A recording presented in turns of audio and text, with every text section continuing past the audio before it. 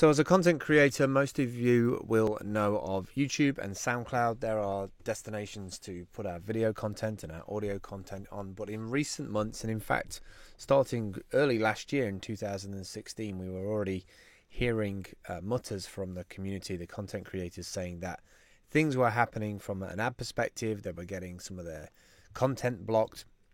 And we're also starting to see some problems with SoundCloud in terms of, are they going to go bust or not? So if you're looking to be a content creator, you want to have a bit of a solid base on the internet that you can build up that traffic, that engagement. People know that they can find you on those platforms.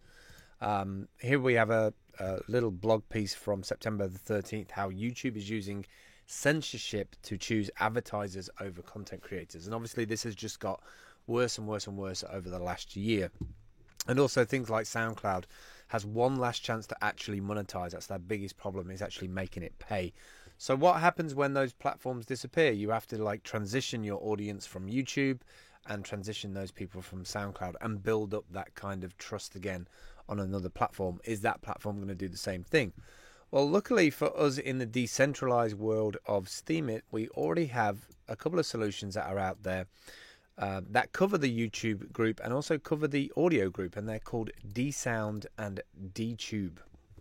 dTube here, d.tube, is a kind of mock of YouTube, if you like, but it's built in a decentralized way. That means that you're uploading your videos to what's called an IPFS network, which is a brand new technology, which is kind of a decentralized distribution network across various hosts, various seed hosts around the world.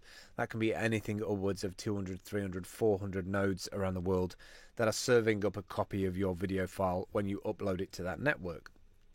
Now, this one, particularly dTube, is linked to Steemit. So all these little payments that you see here are Steemit payments. So if I go through to my Team Video account, and you'll notice that I'm using a separate Steemit account for my videos, my decentralized videos that I'm uploading. And the reason for that was just purely from my own perspective of security. I didn't want to put that on Team Humble because there's a different kind of audience following along with blog posts, and I wanted to upload them to a separate account so that I can actually re-Steam them. Then they would appear under my account. So they're not on they're not physically on the account, but they're shareable in the newsfeed for that account. But it also allows people that are only interested in the videos to follow this account. So you can see that it started off quite slowly, with the first couple of courses not making any money whatsoever, and then gradually, as I've started to build it up, you've got ones here that are like $1, and then we've got another one $1.50, $2.5, and the recent one 2 days ago 2.76. So it's slowly building up, and I think it's that consistency thing. If you were sort of new on YouTube and you built it up to 50,000, 100,000 people, that just comes from regularly putting content out, doing it as qualitative as you can. And I've just been putting them on dTube and YouTube at the same time because I'm building up to do a course on Skillshare and Udemy. So to get started, it's very easy. Just get yourself a Steam account. You can also see on the left hand side here people who are subscribed to your video feed. If we go to the top here and upload, very simple to kind of how YouTube works, but it's slightly different when it comes to images. You drag and drop your video file here, then this will appear on the left hand side. You take a snap, like an image snap of where you want the reference thumbnail to be, and then save that back to your computer and then upload that picture. It's kind of a strange little process, but it's straightforward enough.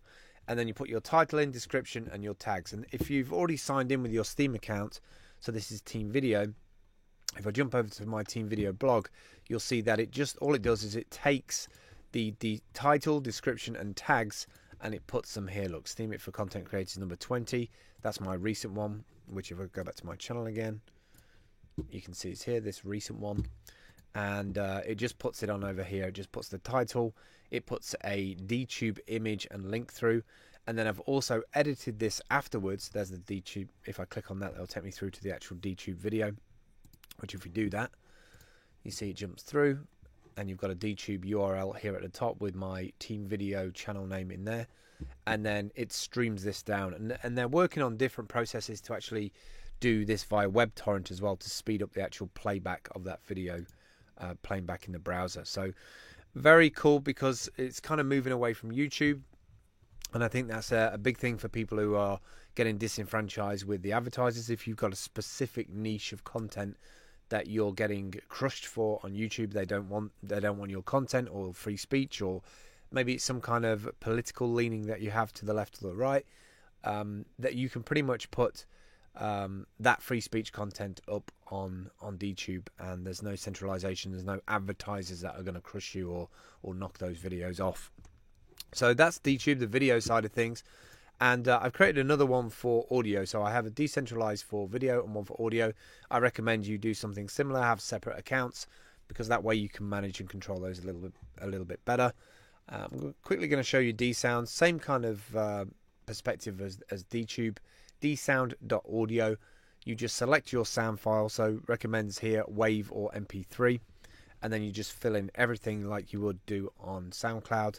Drag and drop your cover, put a sound title, choose a sound type, all the usual stuff, and then this uploads it to a decentralized platform. If I just jump across to Team Audio, you can see the first one I did here. If I click through, there's a link to the actual file, so if you click on this, it will take you through to the dsound file. So here's what it looks like. It would normally look like this on SoundCloud, very similar to SoundCloud's layout, and you just click on play at the bottom and people can play it. I've also embedded, because SoundCloud's still up, the version on SoundCloud so people can listen to it in the comments. That's a wonderful feature of Steemit, is that if you are putting audio up on the web, you could just reply with an audio comment in the comments field. So there are two services that are already out there, dsound and DTube. There's going to be more decentralized platforms coming over the next 6 months, next 12 months, and I'm sure there's going to be more applications, mobile applications, bolted on top of that as well.